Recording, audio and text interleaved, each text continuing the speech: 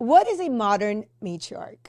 Today we are joined by entrepreneur, philanthropist, mother of three. Mother of three. That's crazy. I know.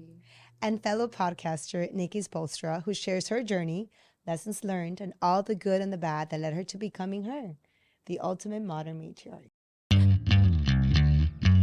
We read the books, we bought the things. We thought we were ready. And then life took our plans and changed them. I'm Karen, I'm Victoria's mommy, and I work in tech. And I'm Pamela. I have a baby boy named Ford, and I'm a journalist. And although we're both first-time working moms, we're actually pretty different. And that's totally okay. Because we both agree that our most important work is raising our kids. We really need each other and can only get through this together. Welcome to Motherish Moments. Thank you. Thank you so much. I'm so happy to be here. First, how would you define modern matriarch? Well, I think that there's this idea of what traditionalism is in relationships. And I am really, really interested in the modern take on traditionalism in relationships. So like modern traditionalism, right? Like our societies have changed, our gender roles in the household have changed, and women and men of yesteryear are not what they are today. Like their roles of fatherhood, of motherhood, of who is the higher income, family member in the household, who is the provider. I think all of that has shifted. And so what was traditional many years ago, like generations ago from our parents and our grandparents, that has really shifted. And so today, I happen to be divorced, but I think that this is applicable to people who are still married. Also, I think that what a matriarch is today is much different than what it was before. I think that women in the past were a lot more sacrificial, self-sacrificial, and there was an element of martyrdom in womanhood. And I think that women at large, mothers at large, wives at large, co-parents at large, female co-parents at large, are moving away from a sense of self-sacrifice and martyrdom and replacing that energy with a sense of empowerment and Like redefining security, it, taking right? control of it. Yeah, taking control and like you know, being more secure in their space. I'm really fascinated with this because I struggle a lot between being modern, being new, and then also like holding on to like I'm very traditional and very conventional. So I have this like internal struggle. But before we continue, why don't we share a motherish moment of the week? That could be a high or low with any of your kids. Okay. I'll start. So this week forward, I've been working a different work schedule. So I get home a little later than usual, and he's been sleeping every time I get home. And this week, I was able to get out of work a little bit earlier, and I was able to get him to bed. And it's cute because he's 4.5, he's almost 5. And I like that he's like a little man who like demands like a lot of, like he has initiative to like take control, like he always pitching an idea. So last night I came home and he was like, you know what, we should like, let's take a little bath. Like he's telling me what we're going to do. We're going to take baths. Okay. I'm like, then we're going to like wear matching pajamas. Cute. Then I want to cuddle in your bed. And then, I want to wake up and we're going to have breakfast and you're going to take me to school. I'm like, okay. Like, so like, sir. You're like, yes, sir. yes. So I kind of like that at this age, he's able to kind of define what he wants to do, kind of tells me what he wants me to do for him also. And I don't know. I don't know why I'm like celebrating this like leader in him to some extent. Again, in a very gentle way, but also in a very firm way, and I always, when he does stuff like this, I'm always questioning myself, like, what is genetically in him? Like, where did he get this from? And like, who is he observing that's actually doing this, that he's picking this up on, Yeah. It was cute. And of course, I like follow all the instructions. I'm like, of course, yeah, let's do this. I'm watching matching pajamas. We cuddle. He went to bed like in 10 minutes. It was easy. It was My sweet. kids love wearing matching pajamas, by the way. They They're love like, it, right? like This is I like go a to new sleep thing. after them, obviously. Like they go to bed, I do their bath time and all this stuff. But they'll be like, Mommy, what pajamas do you have that are matching ours? Like which one? Like I think we have maybe like 3 sets of I have pajamas like that I one can is match like a with them. Christmas one. I'm Right, wearing like I have a Valentine one, like a Christmas one, and I don't know, like a random other one. And they're like, which one are you going to wear tonight? I'm like, you tell me. You guys are in charge. Which pajamas do you want to match with? And they're like, well, if Ruby's going to wear this one and Dante's going to wear this one and Shago's going to wear this one, can we all decide together to wear that matching pajama? I'm like, you got it. And mind So you, like cute. I take my shower after they're asleep. And so they will be looking for me in the morning to make sure that I have worn the matching They're pajama. checking up on you. Yeah. What was your mother's moment this week? Okay, so I had a most wonderful experience. So my kids have a Nest camera. My boys, well, all my kids have a Nest camera in the room, but the boys share a room and they have bunk beds. And so my older son sleeps on the top bunk, and my younger son sleeps in the bottom bunk. Four is And standing for bunk beds, by the way. oh It's my the gosh, cutest they're thing. so. We went on the they're Disney so cruise, and every sweet. time we go to a hotel, he's like, "Are they gonna have bunk beds?" I'm like, "No, they're not." But he's dying for. Yeah, they're fun. So, okay, so my younger son occasionally like wakes up in the night crying, right? And I get a notification like kind of when I'm going to sleep. So kind of late around 10:30, which is I don't get a notification usually around that time from their room. Mhm. So I just click on the notification for the Nest app and I'm observing them, right? And so what I'm observing is that my younger son on the bottom bunk is crying. And my older son, I see him lean over the top bunk and he's like, Dante, are you okay? What's going on down there? What's going on? And I was just so moved by the language that my older son was using. And so my younger son is crying. I think he was having like a nightmare or something, maybe woke up. I don't know. And my older son at the top bunk was like, Dante, you got to talk to me. I can't help you if you don't talk to me. What's wrong? Are you hurt, Dante? What are And the Dante, ages again? Just to put him in. 6 and 5. Okay. And so Santiago, the 6-year-old, is like, Dante, are you hurt? And he's like, no. And he's like, okay, are you scared? And Dante's like, yes. And Santiago, the older one, goes, did you pray to God yet? Have you prayed? We're always protected, Dante. We're always protected. And I'm watching this in real time, right? And so Dante continues to cry. And Santiago is like, Dante, talk to me. What are you feeling right now? I want to help you, but I can't help you if you don't talk to me. And so eventually it wound up like escalating. My younger son started crying more and my older son started getting frustrated because he really wants to help, but they're not supposed to get out of their beds at night. So Right. finally, like I wound up going in and I was like, hey, Dante, it's okay. I think you had a bad dream. You know, I coached him through that, but I looked at my older son and I was like, you are an amazing brother. You are a good person. This was a wonderful moment where you showed up for your brother and you asked the right questions. And then I just like sat there for a minute and I'm like, where did he get Yeah. that language? And I was like, oh my gosh. I talked to one of my girlfriends and she's like, you talk like that, Nikki. You talk like that. You talk like that all the time. And I was like, holy moly. Like I can't, like, I don't think about myself in the way that I talk all the time. But I was like, I took a moment and I was like, I do. You're right, I do. And I And was it's like, crazy that I you was don't really give yourself empowered by credit that. for that, right? Yesterday when I walked into the room to take a bath, like Ford came in, he's like into my room for a second and he was like, "Oh, it's dark." Like, "Mommy, I'm scared." And I was like, just don't be scared. Jesus is with you. Pray. Like, let's walk inside. Let's turn on the light. Like, let's figure out what's making you scared. So we do have that type of language and communication. But the other day I also posted a reel through the Motherish account. And I was, I was climbing one of those like indoor mountain climbing because I want my kid to like be very active and he is, but I want him to watch me do things that I want him to do, to talk the way, You have to model how to Yes. be a human. and For it them. pretty much says like, if you want kind kids, be kind. Yeah. If you want to be patient, That's right. patient kids, be patient. Right. If you want to be active, get up and do something. Yeah, that's right. Because they're so observant. They're watching everything we do. Even when we know that, it's surprising how we don't give ourselves credit for like these wonderful things you're doing because we have done that at some point. Yeah. So Pamela, I'm like not a religious person, right? Like I am a spiritual person. I'm a faithful woman. I have a relationship with the God of my understanding. But a long time ago, one of my friends, when I was going through a hard time and my children were little, my boys were little, I hadn't had Ruby yet.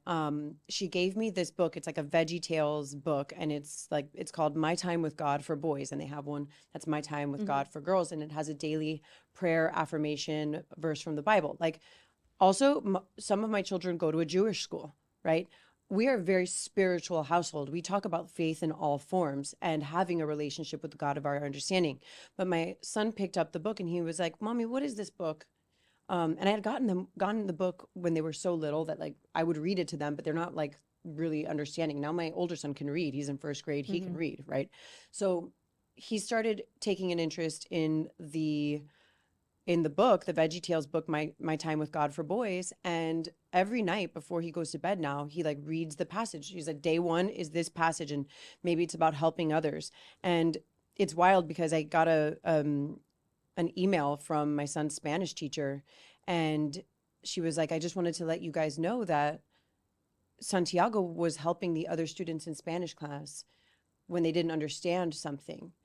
And I'm thinking, oh my gosh, there's a direct correlation that we just read about how, and in this book is Bible centered, and how Jesus helped other people and all these things, Yeah. and how that translated into my 6-year-old's mind of like, oh yeah, I'm young, but I can still help people, in his own way. And so that translated in getting an email from his Spanish teacher saying like he was really helpful to another student in class today, and we really loved that. Like, we just want to know, like, and Do you get emotional with this? I'm like, I'm gonna cry, and it's not even my son, but I'm like, because I I always do. feel like there's so many things that, of course, are important for us as a mom, but raising kind, gentle, human beings is at the top of our list. Yeah.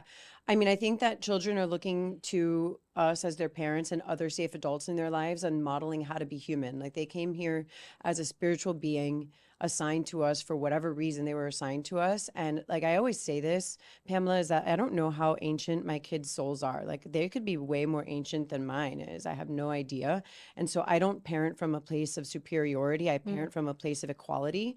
And I just happen to have more human experience than they do. I have 37 years on this earth, and they have 6, 5, 2 years on this earth. And so they're looking to us as an example of how to be a person, right? They're spiritual beings that came into a physical world, and we are guiding them on how to be people.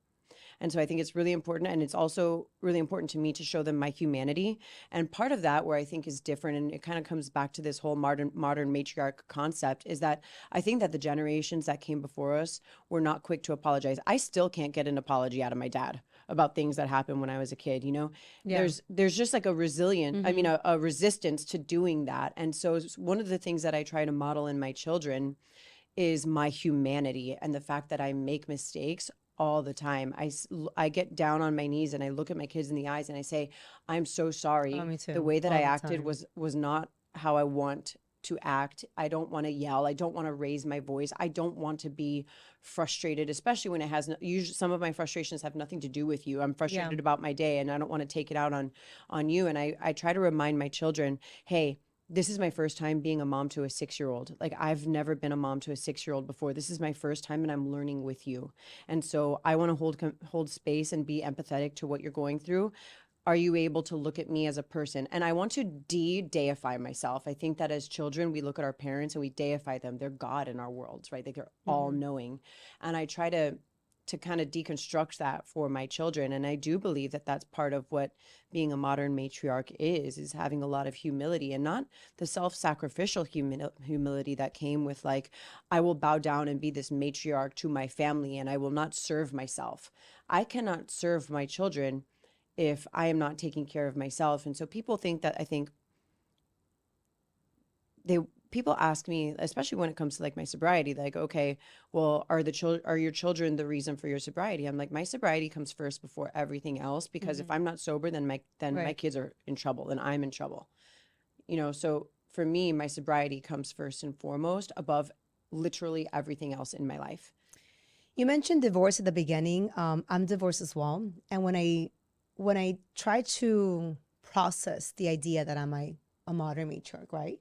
I struggle with kind of identifying, like, was it by the situation that I ended up being? Like, I was forced into it, right? Because there's days where I'm so tired. I'm like, I don't want to make every decision in my household.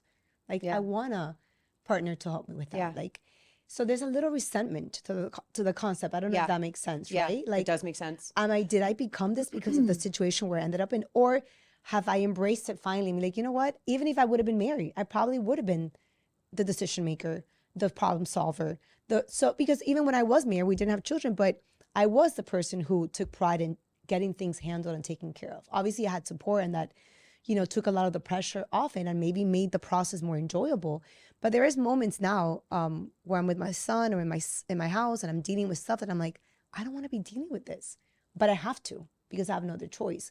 So I'm just curious to see, how have you processed that title, that role, or do you Do you have the same struggle? I have I'm very grateful because I think a lot of people, when they are in marriages in which they are the primary caretaker for their children, and it sounds like that's what your situation might have been like, right? Like it sounds like you were just less lonely, to be frank. Like you just had somebody there to like share your shit with, right? Share your process with. Because if you're saying that you were doing it anyway, Right, right, right? right. It's like you were doing it, but you were like, you just had somebody to talk to about it. And assuming that maybe things weren't perfect in your marriage because you wound up making a decision to leave, there was a reason why you chose to leave, right? So for me, I think I'm very grateful because I know that my kids are very, very well taken care of when they are not with me. And there's not one moment where I feel nervous or unsure about their safety, obviously, or their progress or their ability to be taken care of or provided for. I know that they're getting their homework done. I know that they're eating well and like all these things. Like, and I think that there are a lot of people that aren't in that situation. And so when they are co-parents, they experience a lot of fear. And I don't have that. And it's not lost on me. Like it's a huge privilege for me to be able to have so much security in knowing that when they're not with me, that they are a-okay and they are going to thrive. For me, I actually welcomed the break. You know, I think it's an unpopular, it's a taboo thing to say, but as a single parent, I love the time that I'm with them. I cherish those moments. But when they go, I am ready for the break. And Yeah, yeah, agree. I'm like, Yeah. oh my gosh, okay, good. I get some time to rediscover myself. I'm 37 years old. Like I get a new like chance at my life. I get to rediscover myself in this new phase, and I get to lean into the things. I get to build my business. I get to impact other people. I get to do all these things. I get to re-identify myself. And so I have times where I feel lonely and I wish I had a partner, but I'm also like deeply grateful for the fact that like I'm her. I get to be like the mom that I want to be and the woman that I want to be and the example that I want to be. And I have a deep sense of gratitude for that space that I'm in. I really do. I know it's also been a journey for you, right? It Yeah. didn't happen overnight. It No, wasn't nothing like, okay, does. this is it. Like, I'm gonna become her. Tell me a little bit about becoming her, like the rebranding of the podcast, the concept of this, community that you're building, and just even the title. I mean, I love it, becoming her. Thanks for asking. You know, when I started my podcast in 2021, it went under the name The Know with Nikki Spo. And a lot of people kind of messed it up and they're like, in the know. And I'm like, that's actually the opposite of what Right, right, I right, wanted right. people And you to, say to it in your think. intro. You're like, hey, I don't It's not about knowing know everything. It is everything. about Right. coming to know ourselves. Like that was the tagline of The Know with Nikki Spo. And part of it was, it really wasn't about me knowing everything. It was actually about, I'm like, I don't know anything. I'm interviewing people that I think are experts that I can learn from. And I'm leaning into the fact that I don't know as much as I think I know. And I'm willing to learn. I have the humility to learn. And I also think that the know is really about the sense of deep inner knowing that I think so many of us crave. I think that a lot of us feel untethered in this world. And we are looking for something to ground us in a sense of meaning and purpose, which I call the deep sense of inner knowing, which is what the know is. And so when I started the podcast in 2021, I was in a much different space, Pamela. I was a mom of little boys that were Yes. that are 20 months apart, so two under two. It was COVID. I was married to a public figure. I was newly sober, and I was having a very real reckoning with my identity of who I was becoming, and what I really wanted for my life as a grown ass woman and now mother. And so my life circumstances changed from between 2021 and now 2025. I am in a much different space than I was then, and a tremendous amount of growth occurred. I was pregnant while I was pregnant, and my mother passed away a week after I found out I was pregnant. And my oldest son was then diagnosed with cancer. So I was going through my pregnancy while my son was seeking treatment for his cancer diagnosis, going through chemotherapy, and unbeknownst to other people, I was going through a divorce, because again, nothing happens overnight. The divorce was public in November of 23, but things you're not Right. that's Yes. when the thing gets Yes, finalized. You know exactly. what I mean? So, and I'm not here to talk about the specifics of what happened, but the reality is that there was a huge life transition for me between 2021, between getting sober in 2020 and the podcast, you know, taking shape in 2021 to what I'm building today in 2025. And I think that the listeners in my audience who have been with me for a long time have definitely noticed the shift in me, Absolutely. but they are also going through their own transformations and they're along with me on this ride and on this journey. And so it felt very natural for me. Like there was a part of it that was very superficial, like the podcast, The Know with Nikki Spo, it worked because it was cute and it rhymed, but it also made sense for me. But from an outsider perspective, I'm like, if you tell somebody the no, it requires more explanation. They don't actually know. They're like, no, we don't know. What is Right. this about? Yeah, We yeah, don't yeah. know. We can't tell. What is this about? We don't know. So I wanted something that was a little bit more self-explanatory for people, for women to understand. And I think that if you say becoming her, a woman knows what you mean by that. A woman knows when they see it in another person. They're like, oh, she's her. Yeah. They're like, oh, props Yes. to her. Like Yes. even if they're sipping on some And haterade it's and they don't so like appealing. it, they still know. It's so attractive and so appealing, and you're like, whatever she's having, I want. I want it. You're like, I it. want What that. is it? Right. She's got that it girl energy. Yes. She's doing it. And that's different for every single person, Pam, right? So you see it in another person. You might not agree or you might not want that life that she's living, but you're like, she's doing her damn thing. And so I think we all have that image of ourselves in our mind of like the her we want to become. Right. And so the her that I am today, like I think about myself 2 years ago, 4 years ago, 6 years ago, I'm like, oh shit, I'm her. I'm her that I wanted to be. Like objectively, I look at myself 5 years ago and I'm like, oh yeah, like I'm stepping into something that I always wanted to become. But guess what? Like now in 2025, I'm like, oh, I want to be her. And it's not that I lack gratitude for everything that I've gone through and everything that I've become today. It's just like, this is my one beautiful life. Like this is my one beautiful life. And I want to level up every day with grace and gratitude. And you know, it's funny because when we talk about religion and faith a little bit in the beginning and how I'm raising my children, I, as a faithful spiritual woman, do not know. I have a deep and meaningful relationship with God. I don't know what happens after we die. I don't know. I don't have faith in what happens after we die. I have the humility to realize that I do not have those answers. And so I choose to believe that this life that we are living is both heaven and hell. And I get the opportunity to experience all of life's big feelings, all of the highs and lows, everything that comes with being fully present in this. Like on a very spiritual, maybe woo-woo level, I look at a giraffe and I'm like, holy shit, there's a giraffe with this long ass neck. Like I am in heaven. Yeah. Like there's No, this, and I think these even if you do- animals, the sea, the sky, all of it. I think It's that just- approach to life is so healthy, right? Because even if you do believe in heaven and the afterlife and whatever, I think it doesn't mean you don't have to live the current present life on I'm like, earth what do I get to do with here? purpose and with Right. gratitude and with like being fascinated by the simple things. I mean, Fascination. for me, that was like life changing. And when you mentioned all the transitions you went through, I always tell people, because I went through something similar in terms of like, look, it's going to be like a hurricane category 5 and everything's going to happen at the same time. Like, I don't want to say everything's going to be shifted and turned around and tossed. And then once the hurricane passes through, it's like, just like the hurricane, whatever remains with you, whatever was left behind, whatever new person you are from surviving all that is what's meant to be there. Everything else was taken away. Everything was washed away, was destroyed, was taken away, whatever you want to like label it. And it's a process of transformation that unfortunately you have to go through something like that sometimes to really shake your core and become her. I think it's all relative too. You know, I think that for me, it was these extreme circumstances, right? This perfect storm of really difficult things.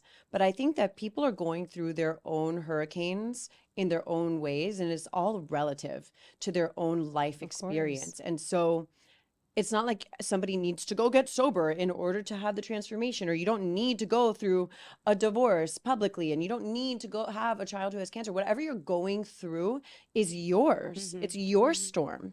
And I don't really like this. Like, I have an aversion to this saying, like, everything happens for a reason, because babies don't die for a reason. Like little babies. Yeah, it's you have to be careful with that statement. Yeah. Exactly. Like, there's a lot of stuff that there's no reason. And those things have actually led me to question my belief in God. Like, why would God do this? Right. And so if I take away the personalization of it, like, why did God do this to me? Right. Like, I have a friend who lost her daughter after the daughter was born. Like, that didn't need to happen, right? But I do believe that these experiences in our lives, they shape us. And so God teaches us, or life teaches us, the lessons we need to learn in the ways that we need to learn them. And so you will continue to learn a lesson throughout your life until you actually learn the lesson. And it will appear and reappear and reappear until you get the point. And so for me, and I have a very casual example of that, is like in my dating life, post-divorce, I've met some really, really wonderful people. I always say this thing to people, and I don't think they get it, but I'm like, there's no bad date. Like, to me, there's no such thing as a bad first date, because I'm just getting to know somebody. Right. It's all of the human experience. I get to understand what makes another person tick. I can, like, objectively be like, oh, that's not for me. Like, I don't want that. Like, I don't want that. I'm not interested. But it's all like, we talked about fascination. It's like the fascination of humanity. Yes. Right. And so I realized in post-divorce dating that I was like, oh, I'm attracted to this environment. I'm like, okay, well, does this environment serve me in the woman that I've become today? And I've realized, Pam, that my life lessons have gotten shorter and shorter. So in the casual dating example, I can experience something and be like, oh, you know what? Thank you, God, for presenting me with this lesson another time. I'm good. I actually learned it. I don't need to relearn this lesson the hard way. Right. I'm going to choose to walk away from this. Do you think at this season in your life, when you are so, and when you do so much work on yourself, when you're able to identify like what serves you, when you are less tolerant of things that are robbing you from joy and peace, right? When your nervous system, you're able to identify what your system, like your body reacts to certain things. Do you think that makes it harder because your standards are so much more defined? I mean, and not just dating, Yeah. I mean, anything in life, even with friendships, projects you're taking on, relationships you're building with other mothers. I'm just saying, like, I feel like it's good and it's bad, right? Yeah, okay, so I don't want to think of it as good or bad. I don't want to give it a positive or negative energy. I think of it as just is, right? Like, is it easy or difficult? I don't know. There's a part of me when we say, oh, it might be harder. Like, for me, it's harder to date because, like, I know I have a lower tolerance for certain things. I have more life experience. I know what I want. I'm willing to walk away from things. I double down on me. Like, I know the type of treatment that I like and expect and desire for my life. And so I can look at it as being like, oh, well, that makes it harder to date, which I've said a lot of times. It does make it harder to date. It's hard to date me because, like, my bag is peace. My bag is joy. My bag is enjoyment. And so I'm not looking for what I think some other people, especially who haven't had marriage and haven't had children and maybe don't have financial security, are looking for in relationships. And so there's a part of me that says, okay, well, does that make it harder for me? Maybe if I and I'm doing this in real time because I didn't have this thought before right now. What if that means it's actually making it easier for me? What if that means life is easier for me? Like, rather than, oh my gosh, it's so hard, it's so much harder to date because I'm so elevated and I know what I want. What if it's, oh my gosh, that makes it easier for me because I get to weed out the bullshit. Yeah. Like, I actually don't have to go through that lesson because I'm like, oh, I learned that lesson. I'm good over here. And when you are self-sustainable and you are like loving yourself and romancing yourself in the ways that you want to be loved and romanced, it's easy to decline what is not for you. It's easier to walk away what is not for you. Walk away from what is not for you. It's easy. I can look at a man and enjoy his company knowing that I still got me. And it's hard, Pam, because there are times where I just want to relax. I want to be like a little girl. I want to be like taken care of. And like, oh, I just want to relish in like the being taken care of. And there's just a lot of dusty ass sons out here walking around with no divine masculine energy. Oh my gosh, they're out here. Oh my gosh, the mama's boy, the rise of the mama's boy. I have a whole theory on this. Is draining sometimes. I'm like, oof, mama boys swerve. I'm swerving from the mama's boy. And I think that I have something to say about it if you want to hear it. I want to hear it. Okay. So I think this starts with the mother. It starts with I'm fascinated by this because obviously we have boys. So I'm always like, is this going to start in the future? Is he going to be like, and even with how I act and what I tolerate, I always think about, is this a good example for my son? Totally. Everything has shifted, when I started thinking about Ford's picking up on this. Like, is this okay? That's right. Like even the way people talk to me. Yeah. If it's in front of my son, like. No way, no deal. So I think a lot of it falls on, I'm sorry, but it falls on the moms from yesteryear. It falls on the moms and the matriarchs that came before us. I think a lot of moms, and you think about society when women didn't have equal rights, when we relied solely, being with a man really solidified your security in society, right? And you go even in times before, it's like you needed to be with the king. And if you were lucky enough, you got an opportunity to be the king's mistress, right? Because that secured your space in society, and that made you safe, right? And so maybe you were with the tribe leader because that secured your position and that made you safe. We don't have to tolerate that bullshit anymore, right? We can do things now. Women can do things, but even we look at our moms and our grandmothers, they still experience that. They still experience the need for security in a man. And so I think about the mama's boy and how the mama's boy came to be. I think an older version of a matriarch really craved her husband's love and desire and affection. But he was out working, providing, maybe not paying attention to his wife, right? I think that the marriage is the foundation of your family unit. I think if you focus on your marriage, your kids just fall the fucking line. Yes. They just do it, right? If you prioritize your spouse over work, over your children even. Absolutely. Right? It's God or your relationship to your faith, your spouse. Your husband, right? your wife. Yes. And so I think that wives before were doing that and husbands were not necessarily doing that. And so while a mother was looking to her husband for the love and admiration that she craved, and he was unable to provide that, for the mothers who had sons, they turned to their sons. So they were overbearing them. And the way that they treated their daughters may have been like, oh no, you have to be self-sustainable. You have to be powerful. You have to do this. But my son, sure. I'll make you a platito of food. Okay. You'll come here, whatever. And then the mothers babied their children. And so what happened is to those sons who grew up, they weren't looking for an empowered woman. They were looking for a mommy in their wife. They were looking for a mother in their wife. It all comes to mommy and daddy issues. I mean, oh my gosh, true daddy that. issues here, but all the time. I got both. But it definitely is a pattern, which hence why us as modern moms, I think we're we're a lot more aware of the repercussion and the consequences of whatever actions we take, whatever we tolerate, whatever we are okay with, and whatever we bring home at the end of the day. So I think that there's a lot of men out here that aren't looking for wives or lovers or these equal spiritual, sexual, magical beings in a wife. I think they're out here looking for their mommy 2.0. And women today are not as down with being your mom. I'm like, if I have to be look, I want to be your partner. I want to be your equal partner. I want to level each other up so hard. I want us, you could not know my name or nobody could know your name, but we're a power couple because we say so, right? Yeah. I want that type of energy. And I think that there's a lot of people and men that are asleep to their own divine masculine, that they aren't even looking for that. They are simply looking for a mother. And you know what mothers do? Mothers love you unconditionally. Right, and we got to put some boundaries and some. But your partner, I don't care how much you love each other. This is a great theory, by the way. I feel like you really put a lot of thought into it. I did.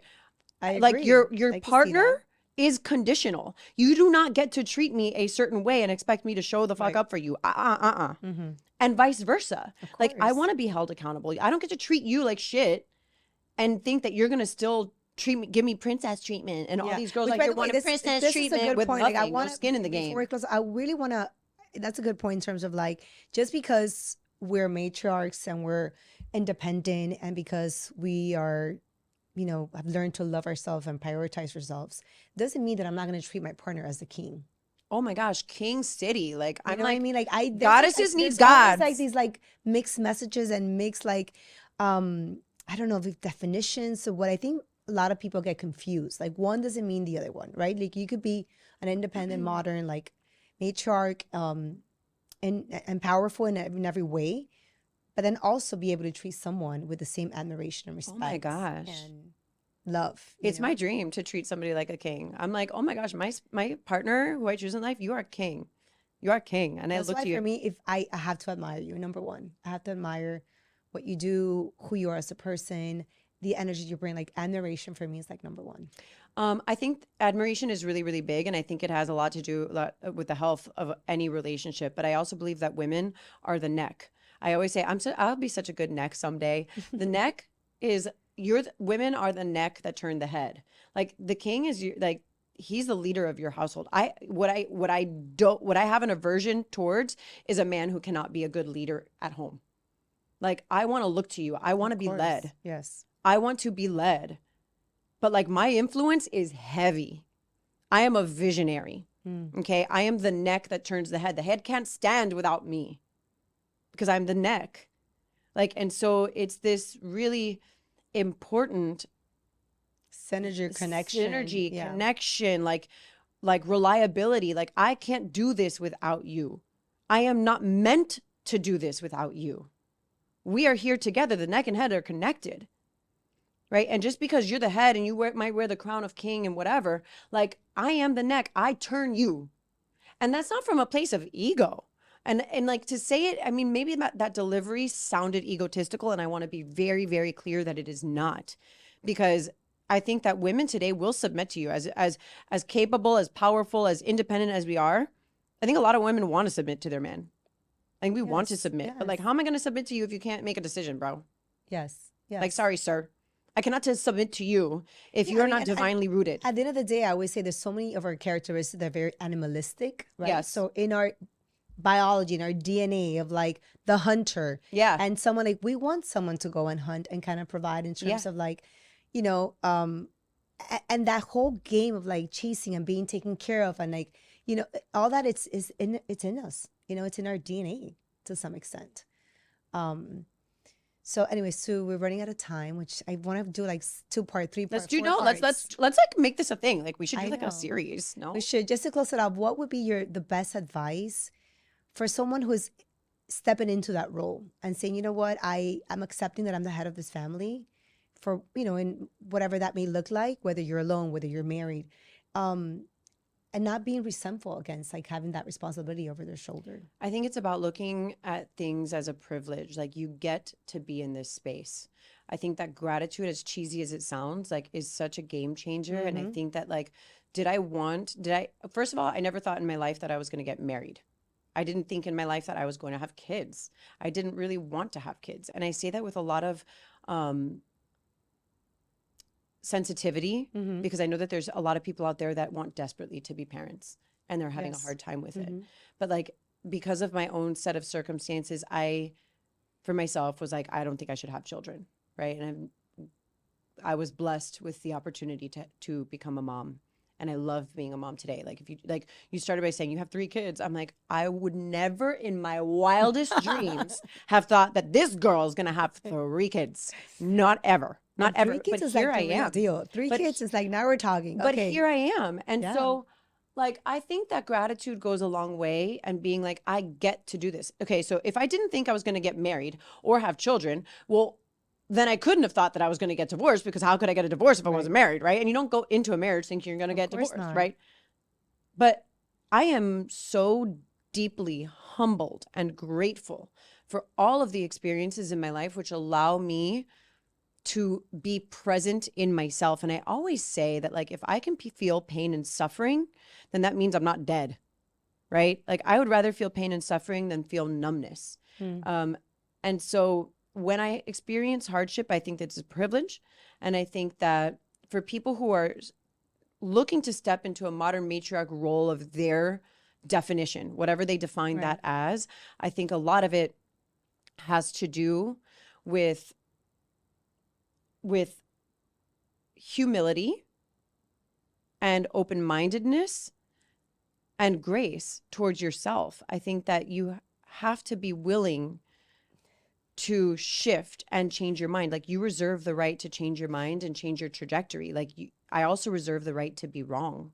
And also, the antidote to suffering is service. And so in whatever way, shape, or form, like, you have to understand that you get to serve other people, whether that's your children, whether that's your spouse, whether that's people in the community at large, whether it's being there for a friend who might be going through a hard time. Like, your influence is so powerful. You don't need money. You don't need fame. You don't need notoriety. Like, yeah, those things are nice or whatever, but like, you can be of influence, and you're probably way more influential than you think. And so there's a lot of power in that I think that we as individuals sleep on. And so I guess to make it like shorter and sweeter, if you're trying to step into a role of the modern matriarch as you define that, grace, humility, service. Those are the things: grace, humility, and service. I love that. Thank you. Thank you. Thanks for the opportunity to share with your audience and your listeners. When is Becoming Her going live officially? So it's March 4th. Like, I'm not sure when this episode is going to end, but it's Maybe on after. Tuesday, March 4th. Everybody can check it out. My Instagram is Nikki Spoelstra, and the podcast Instagram is We Are Becoming_her. More information is always available at www.nikkispo.com, but Becoming Her is available on Spotify. It is available on Apple Podcasts, on YouTube, everywhere you can listen to podcasts, you can listen to this. But even more so, if people are looking for deeper and more meaningful connection, which I believe so many of us are, I have a private community called Becoming Her. It's a paid membership community, and we meet every week. I'm on these live calls with women in the community, and we are just like leveling up. It's the biggest, greatest, most glorious homecoming of our lives. We do weekly meetings via Zoom, and then we also have monthly webinars with expert guests in the wellness industry. And then there's just like for example, this month in February, we were doing a completely separate mirror workshop, which one of our members was like, I want to run a mirror workshop. And so the members of this community are giving more than they're taking. Yeah. And I think that when all of the members give more than they take, then everybody receives. And there's a difference between taking and receiving. This community is so important. So We important. talk so much about that on the podcast because it's been proving. It gives you like longevity, it gives you purpose, it gives you like the opportunity to serve other people. that's like right. It gives you such a great platform to do all the things you're supposed to be doing in the grand scheme of things in life in a smaller community. And I mean, I'm a huge advocate, and people need to be, especially in this season of your life, very intentional about who you create community with. That's right. And this is like a perfect opportunity to kind of like be more selective, you know? Yeah. So that's what we're doing with Becoming Her. There's an application process. And so it's a very, very special, intentional space for women to come and become her, you know, and whatever. And a lot of that becoming, by the way, is unbecoming. So we're helping women everywhere do that. It's the hardest part. Yeah. Thank you. Thanks, Pam. Thank you so much for your time. I love being on the Motherish podcast. Love Thank you. Karen also. And We really missed her happy to be today. here. Thank you. Thank you, guys.